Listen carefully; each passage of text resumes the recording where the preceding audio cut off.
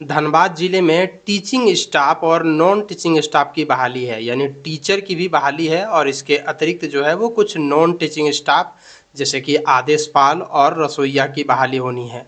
तो आपके पास एक अच्छा मौका है, अगर आप 8वीं पास भी हैं फिर भी आप इसमें अप्लाई कर सकते हैं, क्योंकि रसोइया के पदों के लिए 8वीं पास चाहिए और आदेशपाल या रात्रि प्रहरी का जो पद है उसके लिए 10वीं पास चाहिए और टीचर का जो वैकेंसी निकला है उसके लिए उससे संबंधित बीएड वगैरह ये सब होना चाहिए। तो आइए देख लेते हैं इसके बारे में डिटेल से। ये आप नोटिफिकेशन देख रहे हैं जो धनबाद जिले के ऑफिशियल वेबसाइट पर भी आपको मिल जाएगा। ये आप देख सकते हैं धनबाद जिले का ऑफिशियल वेबसाइट और ये है वो नोटिस। और मैं आपको ये वाला नोटिस दिखा देता हूँ। देखिए, धनबाद जिले में नेताजी सुभाष चंद्र बोस आवासीय विश्वविद्यालय में शिक्षक के पदों पर बहाली आई है और कुछ जो है वो गैर शैक्षणिक पदों पर भी बहाली निकली हुई है।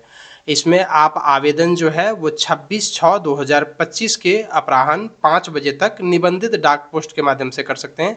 ऑफलाइन के माध्यम से वैकेंसी भराएगा। आपको डाक के द्वारा जो है वो अपना आवेदन पत्र भर करके उसमें सभी डॉक्यूमेंट को लगा करके आपको भेजना है 26/6/2025 तक शाम के 5 बजे तक। जिस एड्रेस पर भेजना है वो एड्रेस यहाँ पर दिया गया है। जिला शिक्षा पदाधिकारी सह जिला कार्यक्रम पदाधिकारी कार्यालय झारखंड शिक्षा परियोजना धनबाद मिश्रित भवन भूतल Luby circular road Dhanbad pin code 826001। Category wise आप वैकेंसी यहाँ पर देख सकते हैं। देखिए, पूर्णकालिक शिक्षक या शिक्षिका जो भी हैं मेल फीमेल दोनों अप्लाई कर सकते हैं। हिंदी भाषा में, अंग्रेजी भाषा में, गणित विज्ञान, भौतिक विज्ञान, सामाजिक विज्ञान, शारीरिक शिक्षा और कंप्यूटर, इन सबों के पदों पर बहाली निकली हुई है। एक वैकेंसी है अनरिजर्व कैटेगरी में। इसके अतिरिक्त पूर्णकालिक शिक्षक शिक्षिका कंप्यूटर के भी एक पद हैं। सपोर्ट स्टाफ आदेशपाल या रात्रि प्रहरी के एक पद हैं।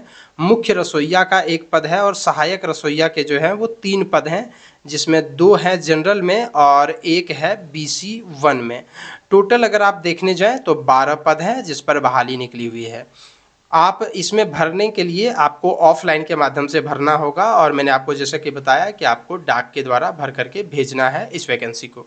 अगर आप शिक्षक के पदों पर बहाली के लिए आवेदन कर रहे हैं तो ग्रेजुएट होना चाहिए 50% अंक के साथ और इसके अतिरिक्त जो है वो आपके पास बीएड या समकक्ष उत्तीर्णता होनी चाहिए। इसके बीएड या समकक्ष होना चाहिए या फिर 2 वर्षों का डीएलएड या कोई भी प्रारंभिक शिक्षा वाला कोर्सेस होना चाहिए। शारीरिक शिक्षा के लिए बीपीएड होना चाहिए, यानी बैचलर इन फिजिकल एजुकेशन।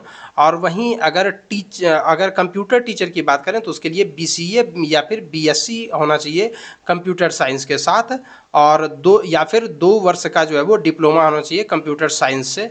इसके अतिरिक्त जो है वो जेटेड पास होना चाहिए। सपोर्ट स्टाफ के लिए शैक्षणिक अर्हता केवल मैट्रिक रखी गई है। मुख्य रसोइया के लिए 8वीं पास होना है और सहायक रसोइया के लिए भी 8वीं पास है। सहायक रसोइया को 5400 रुपये प्रति माह दे होगा, 150 रुपया हर साल वृद्धि होगा। मुख्य रसोइया को 7200 रुपया दे होगा और 150 रुपया प्रति माह वृद्धि होगा। इसके अतिरिक्त सपोर्ट स्टाफ को 6000 रुपया दे होगा और 150 रुपये प्रति माह वृद्धि होगा। इसके अतिरिक्त जितने भी टीचर के पद हैं उन सबों के लिए 15,840 रुपया दे होगा और 250 रुपया जो है वो हर साल वृद्धि होगा। और ये जो जॉब है ये पूर्ण रूपेण कॉन्ट्रैक्ट पर है, यानी संविदा आधारित है। यदि आप इसमें आवेदन करना चाहते हैं तो आपकी उम्र 21 साल से ज़्यादा होना चाहिए। अधिकतम उम्र जो है वो 35, 38, 37, 40 कैटेगरी वाइज आप यहाँ स्क्रीन पर अभी देख पा रहे होंगे। आपके उम्र की गणना 31/5/2025 के आधार पर की जाएगी। आपको आवेदन जो है वो शाम 5 बजे तक वहाँ पर पहुँचा देना है 26/6/2025 के दिन। आपको मैं भी आवेदन पत्र दिखाऊंगा, लेकिन उससे पहले एक और महत्वपूर्ण जानकारी कि आप जब अपना आवेदन भेजें तो उसमें 2 एक्स्ट्रा लिफाफा डाल करके भेजें। उस लिफाफे में आप अपना आवेदन भेजेंगे, उसमें 2 एक्स्ट्रा लिफाफा जिसमें राइट साइड में आपको अपना एड्रेस लिख देना है और सभी जितने भी आप शैक्षणिक प्रशैक्षणिक डॉक्यूमेंट लगाएंगे उन सबों को स्वाभिमानी प्रमाणित कर देना, यानी उस पर आपका साइन होना चाहिए।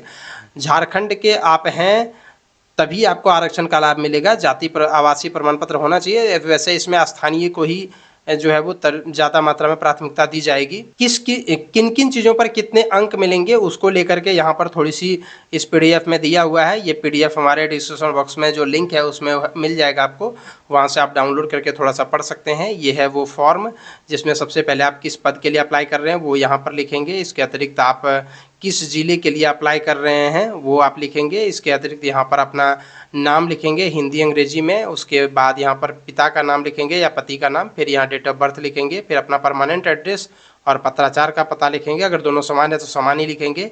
और उसके बाद मेल फीमेल जो है वो लिखेंगे। आप रिजर्व कैटेगरी से अप्लाई कर रहे हैं तो वो यहाँ पर लिखेंगे। इसके अतिरिक्त जो है आप दिव्यांग हैं कि नहीं वो यहाँ लिखेंगे। आप अपना कॉन्टैक्ट नंबर देंगे यहाँ पे। इसके अलावा आप अपना matric, intermediate, graduation, post graduation जो भी आप पढ़ाई किए हैं उससे संबंधित यहाँ पर डिटेल डालेंगे। टीचर ट्रेनिंग से संबंधित डिटेल यहाँ पर डालेंगे। टेट से संबंधित डिटेल यहाँ पर डालेंगे। इसके अलावा अगर आप कंप्यूटर ऑपरेटर वगैरह के पद के लिए अप्लाई कर रहे हैं तो इसमें तो कंप्यूटर ऑपरेटर का पद नहीं है, जिस वजह से आपको इसमें नहीं देना है। क्योंकि एक बार फिर से मैं आपको यहाँ पर दिखा देता हूँ जो पदों का डिटेल दिया गया है, इसमें कहीं भी कंप्यूटर ऑपरेटर का पद नहीं है बल्कि कंप्यूटर शिक्षक का पद है। तो इसीलिए कंप्यूटर शिक्षक के पद में ऐसे कोई ये ज़रूरी नहीं है। मैं आपको जो अभी फॉर्म दिखा रहा था उस फॉर्म में जो है वो कंप्यूटर ऑपरेटर के लिए ये चीज़ें रखी गई है। मतलब इसको आपको तभी भरना है जब कंप्यूटर ऑपरेटर या अकाउंटेंट का पद होगा, तो ये आपको नहीं भरना है। और इसके अतिरिक्त आपको क्या करना है कि आप अगर कंप्यूटर का कोर्सेस किए हुए तो कहाँ से किए वो डिटेल यहाँ पर डालना है। तो ये कंप्यूटर शिक्षक जो है वो डाल सकते, यहाँ अपना डेट और प्लेस डालना है, यहाँ अपना सिग्नेचर कर देना है। इसके साथ सभी डॉक्यूमेंट वगैरह को लगा करके और आपको भेज देना है। जो मैंने आपको एड्रेस यहाँ पर दिखाया है वही एड्रेस पर। तो इस प्रकार से आप जो है वो शिक्षक और गैर शैक्षणिक पदों पर ऑफलाइन के माध्यम से अप्लाई कर सकते हैं। ये वैकेंसी धनबाद जिले से भी आई है एवं कई अन्य जिलों से भी आई हुई है। हमारे चैनल पर कुछ एक ज़िलों का वीडियो भी उपलब्ध है, आप हमारे चैनल पर वीडियो को देख सकते हैं। ये वैकेंसी कोडरमा से भी आई हुई है, ये वैकेंसी धनबाद से भी आई है और एक आध दो ज़िले से और आई है, मुझे अभी नाम याद नहीं आ रहा, लेकिन हमारे चैनल पर वीडियो है। आप हमारे चैनल पर लगातार बने हुए रहिए और देखते रहिए। कोई भी अगर नई वैकेंसी आती है तो मैं अपने चैनल के माध्यम से आप तक ज़रूर लेकर के आऊँगा। धन्यवाद।